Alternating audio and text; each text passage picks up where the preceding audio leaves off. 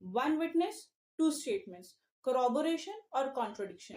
The answer is given under Bharatiya Sakshi Adhiniyam 2023. Let's understand the whole concept.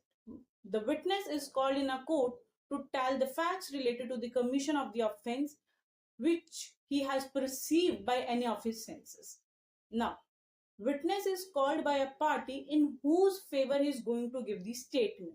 So, if the witness is going to say that the accused has not committed the crime, in that case, he will be called as a witness by the accused. And if he is going to say that the accused has committed a crime, then he will be called as a witness by the prosecution.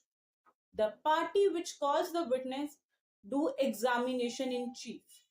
In examination, the testimony of the witness is recorded by the court, and then the party which called the witness try to corroborate that statement with other evidences. Corroboration means to support the testimony given by the witness. Now, this can be done by the use of other evidences. For example, if the witness said that accused has committed a crime with gun, now the statement of the witness can be corroborated by the prosecution by showing the CCTV footage in which the accused was seen as shooting the deceased. Now here, the statement of the witness is corroborated by the CCTV footage. The corroboration is allowed under section 160 of the Bharatiya Sakshi Adhiniyam.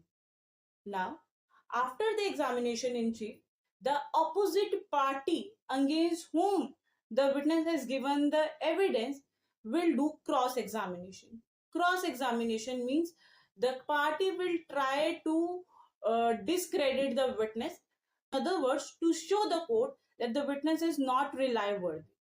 So, will try to prove firstly that the witness is not reliable either because he has taken the bribe, or he is the interested witness, or he has personal grievance against the party against whom he is giving evidence, or the other way of cross-examining is to contradict the witness. For more such videos, please like and subscribe.